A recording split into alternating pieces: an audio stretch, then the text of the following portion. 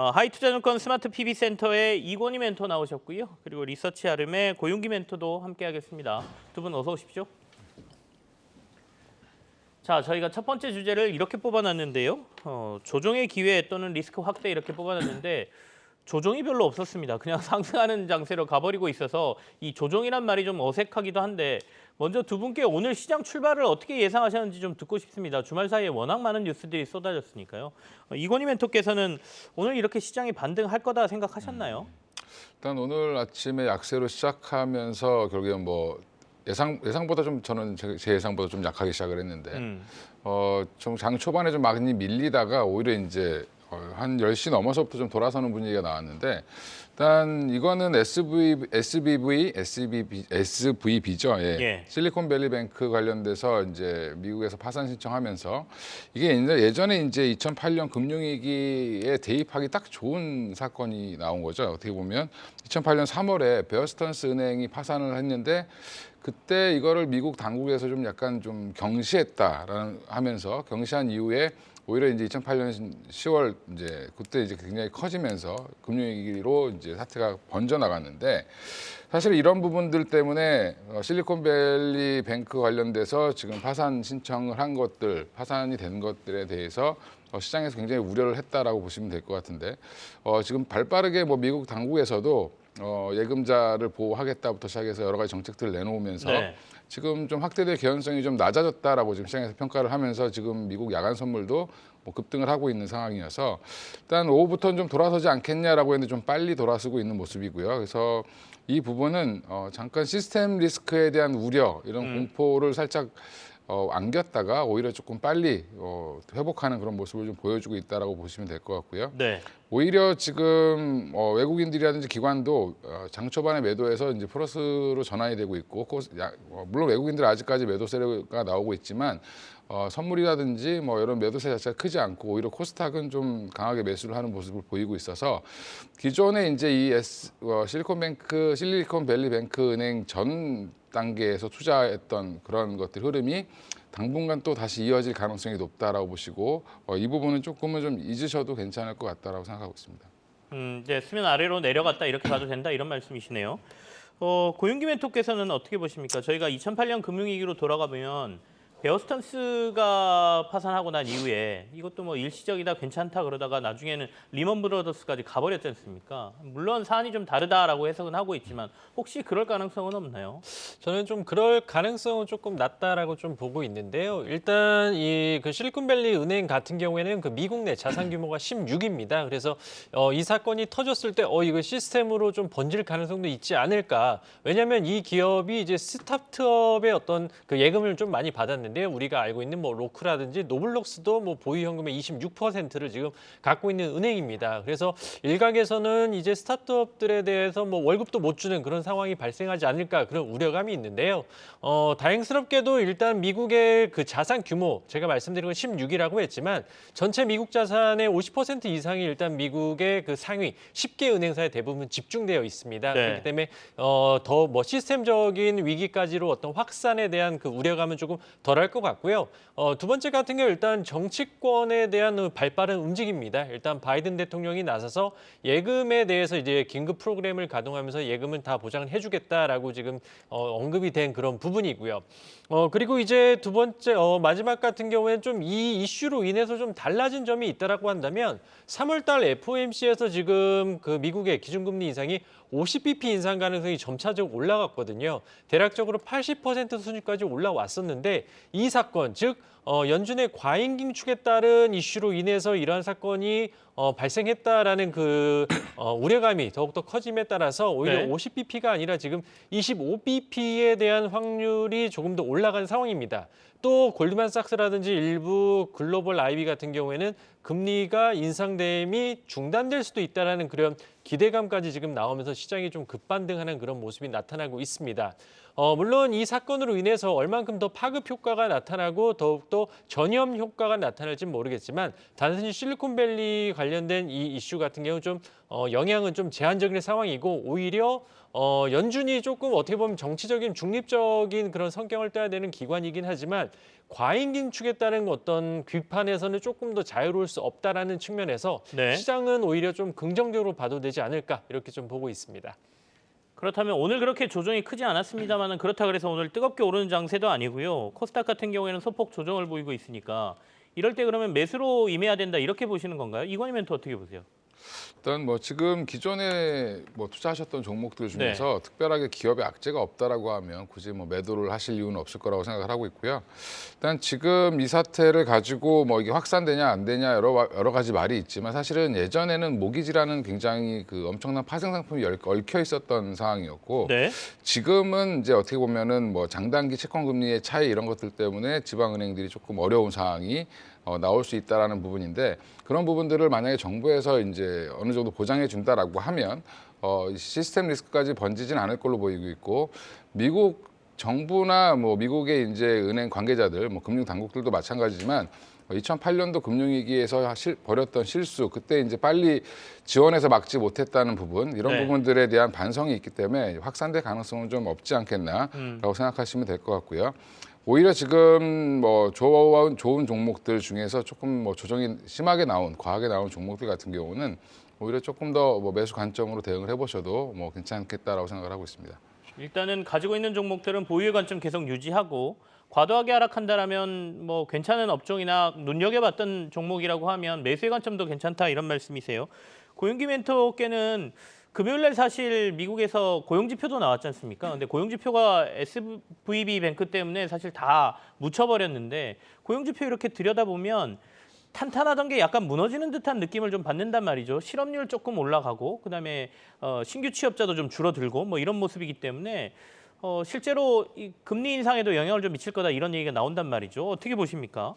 일단은 미국의 기준금리를 뭐 지금 뭐 어느 정도 올해 같은 경우에는 작년과는 좀 다르게 좀 둔화될 것이다. 즉 인플레이션 자체가 좀 둔화될 것이라는 그런 기대감 때문에 연말부터 연초까지 글로벌 증시가 좀 강세를 띄었던 부분은 맞습니다.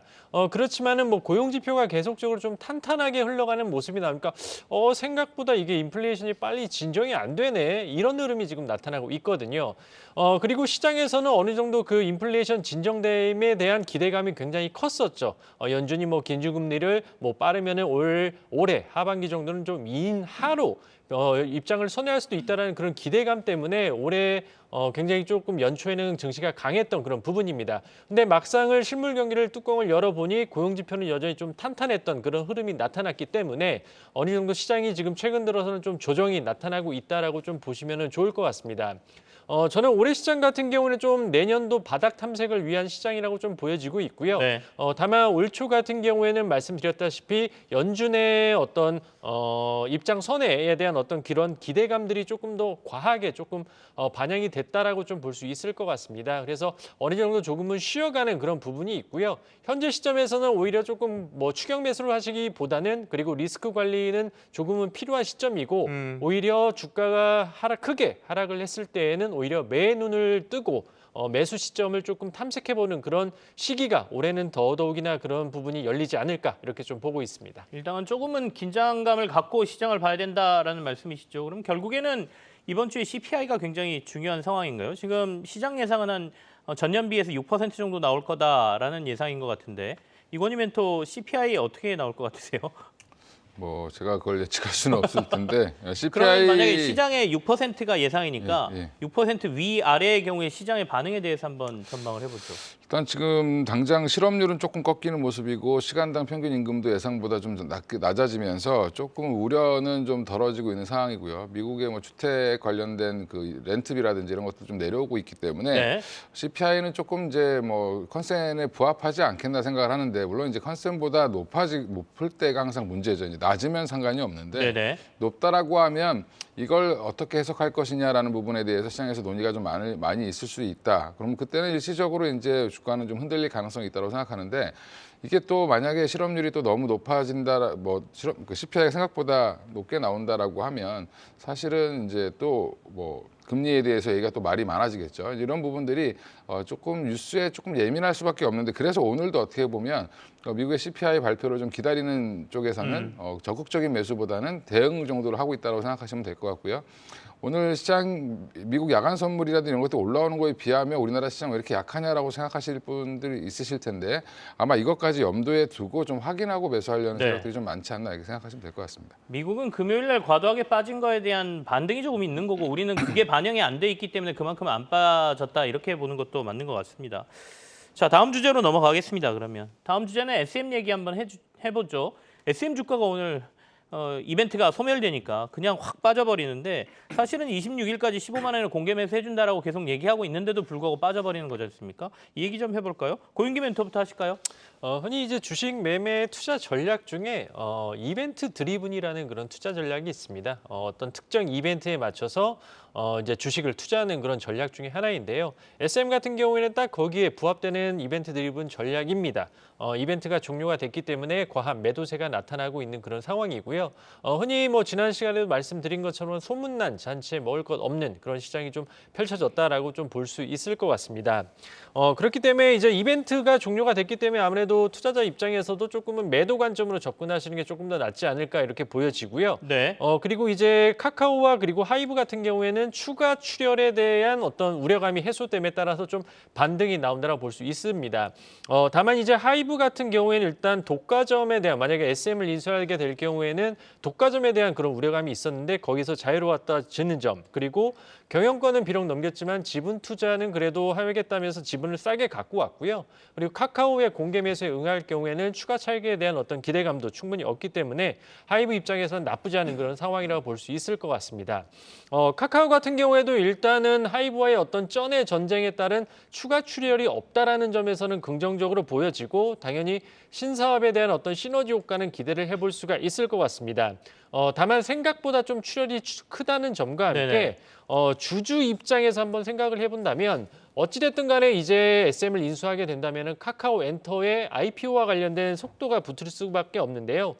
주주 입장에서는 당연히 카카오의 지속된 논란이죠. 쪼개기 상장과 관련된 논란이 다시 한번 불거질 가능성이 높습니다. 지금 네이버가 단일 기업 상장으로 지금 32조, 시가총액이 32조고 카카오가 지금 27조인데요. 카카오는 기존에 뭐 카카오 게임즈, 카카오 뱅크, 카카오 페이 등과 같은 사업 회사들을 지금 다 상장을 했기 때문에 네. 향후에 카카오 엔터까지 만약에 이제 상장을 하게 된다면 당연히 카카오를 갖고 있는 주주 입장에서는 다시 더블 카운팅 논란에 자유롭지 못하기 때문에 또다시 하락할 여지가 높습니다. 그렇기 때문에 해당 이벤트가 어느 정도는 SM과 관련된 이벤트가 관련된 종목군들은 잠시나마 조금 매도 관점으로 접근하시는 게 좋지 않나 이렇게 정리하도록 하겠습니다. 세 군데 모두 단기간에는 매도의 관점으로 보는 게 낫다. 딱히 주가가 그렇게 상방으로 갈 가능성은 없어 보인다 이런 말씀이시죠. 이건희 멘토께서는 어떻게 보십니까? 일단 지금 가장 중요한 건 SM 주주분들이 제일 좋았는데 지금 네. 제일 갑자기 또 제일 나빠지는 분위기가 또 연출되고 있는데 일단 오늘 빠지는 이제 24% 이상 빠지고 있는 상황에서 여기서 지금 뭐 말씀을 드리자면 일단 공개 매수를 취소하진 않겠죠. 그럼 카카오 입장에서는 15만 원에서 이제 공개 매수를 하려고 했는데 그 이상 주가가 갔을 때는 문제가 됐지만 사실은 그 이하일 때는 공개 매수가 굉장히 원활하게 이루어질 가능성이 높습니다.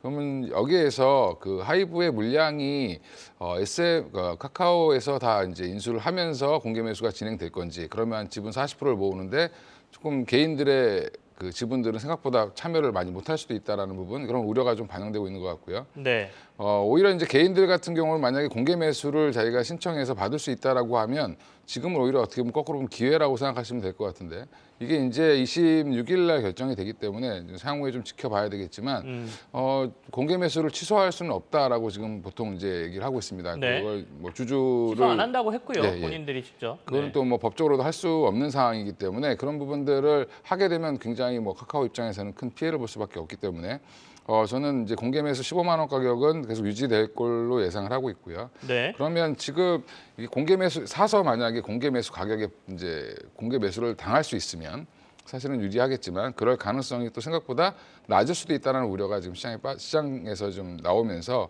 주가는 좀 많이 빠지고 있는 상황인 것 같고요.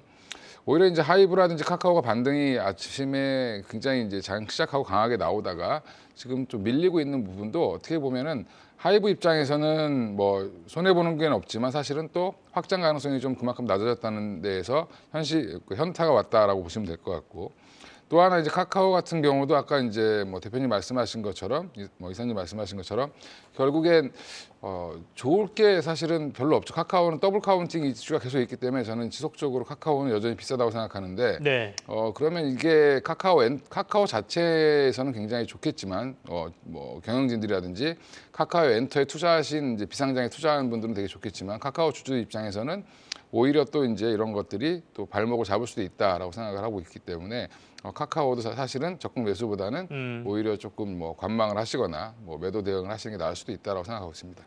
두 분 의견이 비슷하십니다. 이제 그 공개 매수 같은 경우에는 35%까지 사준다라고 했지 않습니까? 그러니까 전체 지분의 한 3분의 1 정도를 사는 건데 많은 사람들이 공개 매수 해달라고 요청을 하게 되면 이걸 비율별로 그냥 나눠줍니다. 안분이라고 저희가 하거든요. 그러니까 내가 10주 갖고 있는데 10주 모두 공개 매수 해주세요. 그러면 10주를 다 사주는 게 아니고 그중에 한 3분의 1 정도밖에 내가 공개 매수를 당하게 된다. 이렇게 보시면 되거든요. 그러니까 지금 사서 야 15만 원에 공개 매수하면 돈 버는 거 아니야라고 생각하시지만 그렇게 안 될 수도 있다.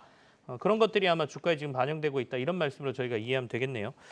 자, 다음 이슈로 넘어가겠습니다. 다음 이슈는 반도체주 한번 보도록 하죠.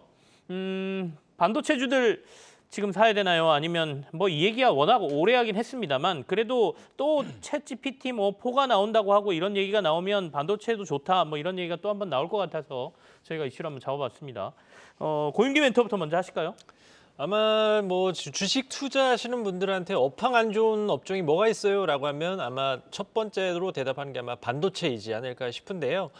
연초 다만 이제 우리나라의 이제 반도체주라고 할 수 있는 삼성전자, 하이닉스 연초에 강했던 부분은 반도체 업황이 좋아서가 아닙니다. 계속적으로 말씀드리지만 매크로적인 지표가 좋았기 때문에 강한 모습이었는데요. 가령 환율이 좋았고 그리고 연준의 피봇에 대한 기대감이 있기 때문에 위험자산 선호 심리 때문에 신흥시장으로 돈이 쏠려서 오른 부분이지 업황이 좋아서 올랐다는 점은 아니라는 점을 꼭 좀 기억을 해주시면 좋을 것 같습니다. 그리고 AI 등장에 따라서 새로운 먹거리가 생긴 건 맞습니다. 그렇지만은 주가가 기존 사업에 대한 매출이 어느 정도 되는 상황에서 신사업이 붙었을 경우에 주가가 올라가는 부분이지 기존 사업이 지금 되지 않은 상황에서 신사업이 붙는다고 하더라도 주가는 올라갈 수 없는 그런 부분이고요. 그리고 이제 증권사 리포트가 뭐 저점 매수 기회라고 하지만 증권사 리포트 같은 경우에 원론적으로 과연 누구를 위한 리포트인지 한번 생각을 해보시게 된다면 네. 대부분 기관이나 외국인 투자자를 위한 리포트라고 보시면 됩니다. 그들과 이제 우리와의 가장 큰 차이점은 자금력이라고 보시면 될 것 같은데 당연히 기관이나 외국인 입장에서는 수백 조를 운용하는 그런 기관 입장에서는 현재 시점에서는 충분히 매수 관점으로 접근을 해보실 필요가 있을 것 같습니다.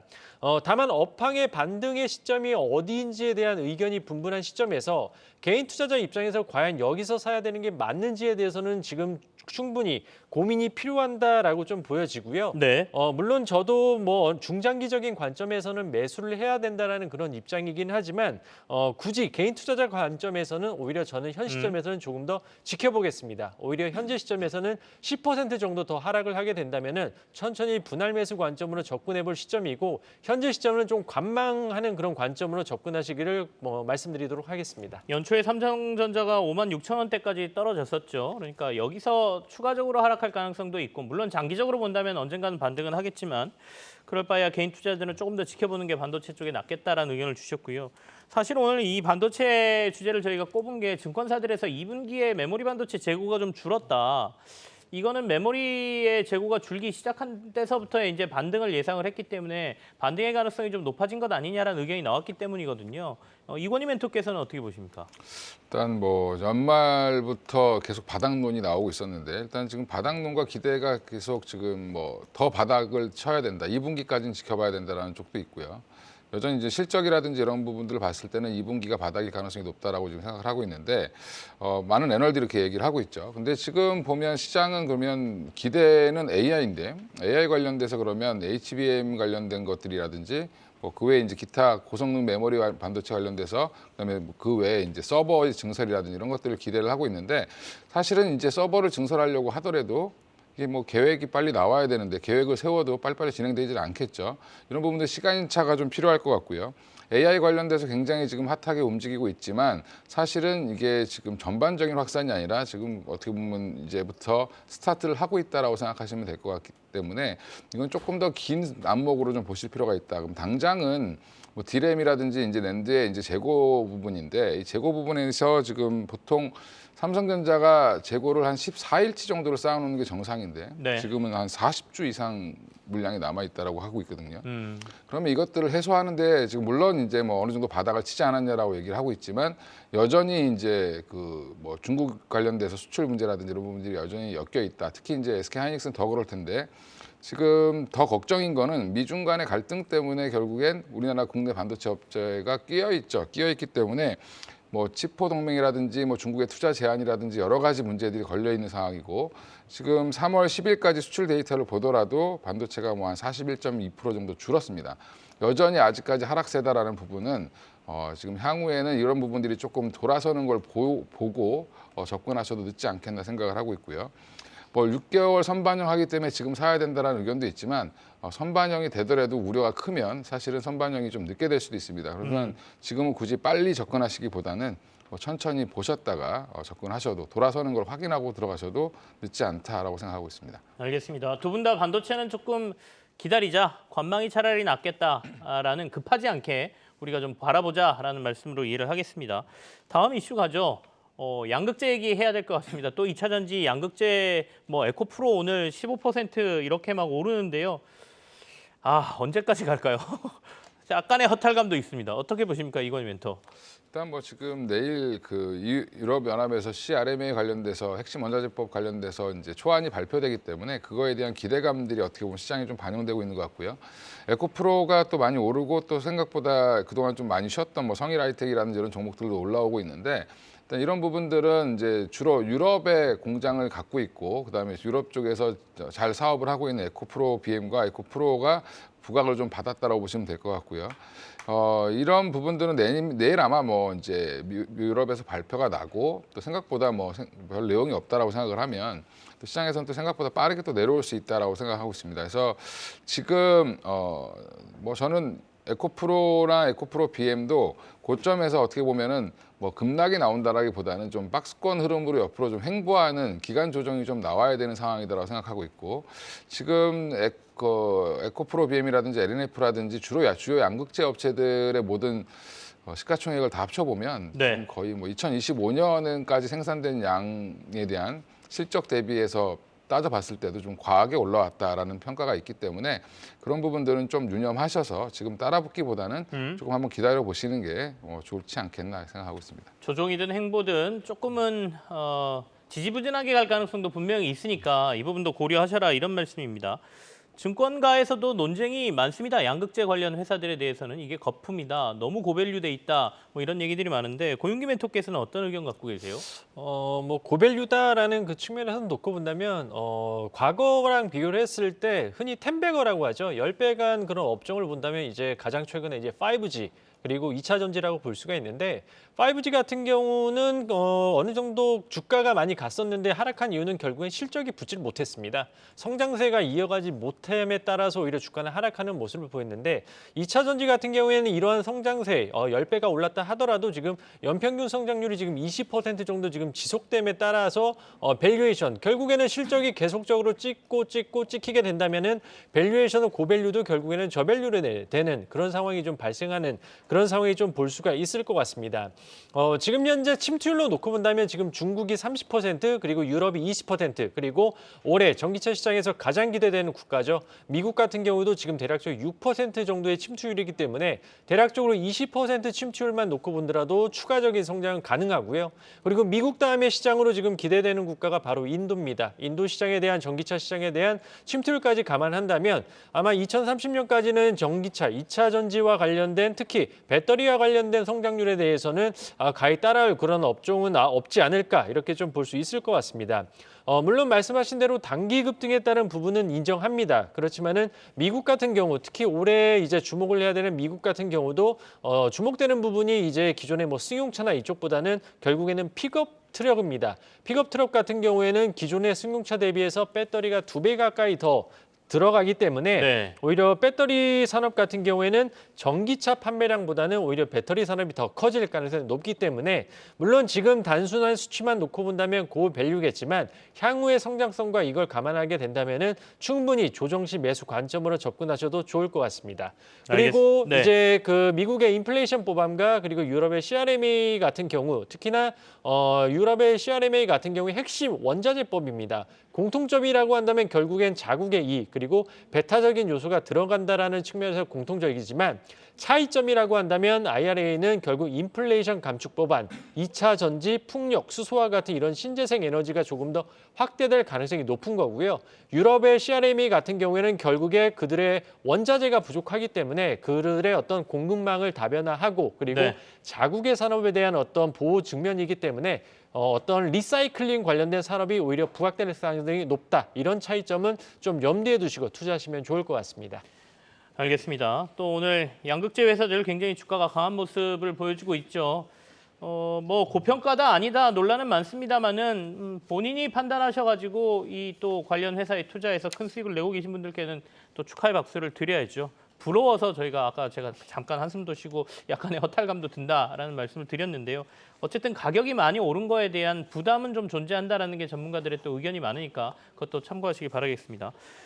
다음 이슈가 최근에 이제 시장이 가장 뜨거웠던 게 인공지능, 특히 챗GPT 아니었습니까? 근데 챗GPT4가 벌써 나온다는 얘기가 또 나오네요. 그렇게 되면 AI와 관련된 여러 회사들 굉장히 시장에서 주목을 받았었는데 또 한 번 그런 장세가 올까 얘기를 좀 해보겠습니다. 이건희 멘토부터 하실까요?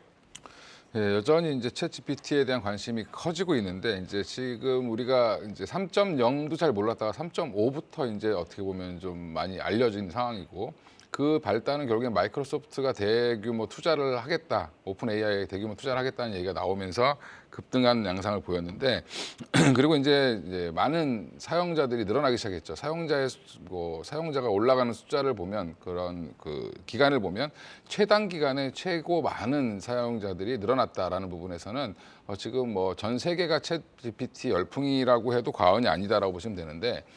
각 회사들마다도 지금 저희 회사도 마찬가지로 이제 그러는데 챗GPT를 사용해 봐라. 지금 이걸 이용해라라는 지금 얘기들이 나오고 있는 상황이기 때문에 이것도의 확산은 점점 빨라질 걸로 보입니다. 이 와중에 이제 독일에서 이제 그 챗GPT4 4.0 관련돼서 공개를 3월 16일 할 가능성이 높다라고 지금 얘기가 나오고 있어서 네. 그거에 대한 기대감이 다시 한번 더 부각될 것 같고요.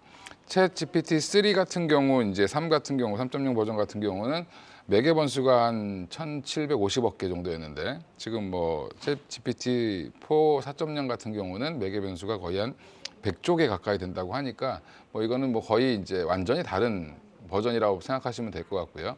이게 그러면 갑자기 챗GPT 4.0이 갑자기 확 나오는 게 아니라 이미 이제 2년 전부터 이걸 학습을 시키고 있는 상황이었고요. 이 학습된 것만 가지고 이제 어차피 활용이 되기 때문에 그게 이제 어느 정도 완성이 돼가고 있는 상황이어서 베타 버전 정도로 한번 공개를 하지 않겠나 생각을 하고 있습니다. 그래서 지금 국내 이제 관련된 종목들이 사실은 기간 조정, 가격 조정을 좀 받고 있는 상황인데 또 한 번의 움직임은 충분히 나올 수 있다라고 생각을 하고 있고요. 네. 그래서 아마 이번 주 주말 정도 되면 또 한 번 또 이쪽으로 또 드라이버가 걸릴 가능성도 있다라고 생각하시고 대처를 좀 해보셔도 괜찮을 것 같습니다. 이 분야도 마찬가지죠. 실제로 챗GPT 갖고 우리나라에서 돈 버는 회사가 어딨어? 이렇게 말씀하시는 분들도 있지만 시장에서 관련된 서비스나 이런 것과 연관이 좀 있는 데들은 또 이슈가 되면 주가가 또 꽤 많이 오르고 내리고를 반복하거든요. 그렇다 보니까 좀 이 이슈를 점검을 하는데 고윤기 멘토께서는 어떻게 보십니까? 과거 20세기 때 가장 큰 발명이라고 한다면 이제 인터넷, 월드와이드 웹이라고 좀 볼 수가 있을 것 같고요. 그 시절에 20년 동안 인터넷이 창출한 시장 가치가 약 13조였습니다. 근데 지금 AI, 향후 이제 딥러닝이 향후 이제 20년간 창출할 시장이 한 30조 원으로 지금 평가를 받고 있거든요.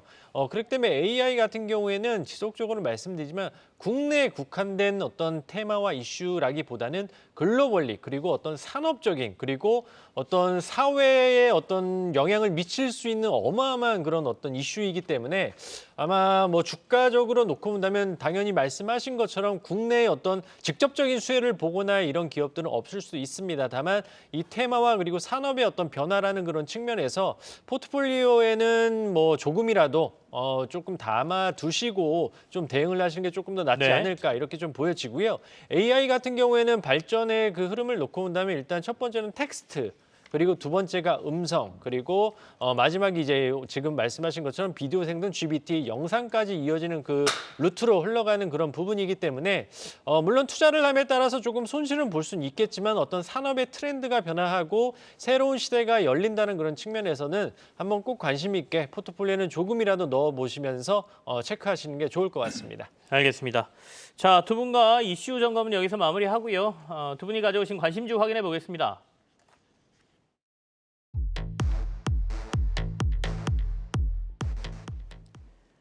네, 이건희 멘토께서 가져오신 오늘 관심주가 마인즈랩입니다. 꺼진 불도 다시 보자라고 말씀하셨는데 앞서 저희가 챗GPT 얘기를 했는데 AI 관련주다 이렇게 보면 되겠고요. 고윤기 멘토께서도 이노뎁을 가져오셔서 두 분 다 AI 관련해서 종목을 가져오시는 그런 모습인데 한번 얘기를 들어보겠습니다. 먼저 마인즈랩부터 듣죠. 예, 뭐 이제 관련돼서 솔트룩스는 많이 아시는데 마인즈랩은 좀 모르시는 분이 계셔서 네. 시총은 한 3분의 1 정도 되고요.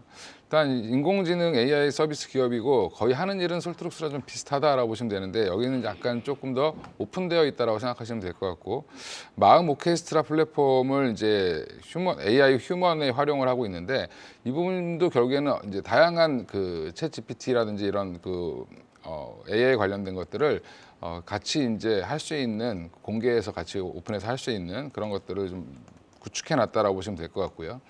AI 휴먼 관련돼서 이제 매출이 올해부터 본격화될 가능성이 높다라고 생각하시면 될 것 같습니다. 지금 신한은행이라든지 이런 데서 지금 주로 활용을 하고 있는데 금융권부터 시작해서 다양한 분야로 확대가 될 가능성이 높다라고 생각하시면 될 것 같고요. 아까 말씀드린 이제 GPT 4.0 관련돼서 얘기가 좀 나올 가능성이 높기 때문에 관련해서 여전히 관심은 이번 주부터 좀 가속화되지 않겠나라고 생각하고 있습니다. 알겠습니다. 이 목표가하고 손절가 좀 제시해 주시죠. 예, 목표가는 이제 4만 원으로 말씀을 드리고요. 네. 지금 손절가는 2만 1,600원으로 말씀드리겠습니다. 알겠습니다. 마인즈랩에 대한 투자 의견 들었습니다. 고윤기 멘토께서는 이노뎁 가져오셨는데요. 이노뎁 얘기 좀 들을까요? 일단 말씀해드린 것처럼 AI는 텍스트 그리고 음성, 영상 순으로 일단 발전한다라고 보시면 좋을 것 같은데요. 이노뎁 같은 경우 AI 영상 처리 기술 기반의 보안 관제 플랫폼 전문 기업이라고 보시면 될 것 같습니다. 우리나라 국내 지자체 CCTV 통합 관제 센터 1위 업체라고 보시면 좋을 것 같은데요. AI가 이제 영상으로 가기 위해서는 기본의 백데이터가 필요하기 때문에 2D와 그리고 3D 데이터에 대한 그런 중요도가 더욱더 올라갈 수밖에 없습니다. 당연히 1위를 기록하고 있는 이노뎁에 대한 수혜를 볼 수밖에 없는 그런 구조라고 보시면 좋을 것 같고요. 그리고 이제 데이터와 관련해서 네이버와 협력해서 지금 사우디 네옴시티에 대한 기대감 그리고 신사업으로 마이크로소프트와 이제 XR 기기인 홀로렌즈의 영상 처리 기술을 제공하고 있기 때문에 향후에 AI 관련돼서 영상 처리에 대한 이슈와 그리고 기대감이 충분한 그런 업체라고 보시면 될 것 같습니다. 네. 목표가는 2만 원 제시해드리고요. 손절가는 14,000원 제시해드리도록 하겠습니다. 알겠습니다. 오늘은 두 분 전문가가 AI와 관련된 관련주 두 개를 소개하셨거든요. 잘 활용해 보시길 바라겠습니다. 여기서 두 분은 인사 나누죠. 오늘 고맙습니다. 네.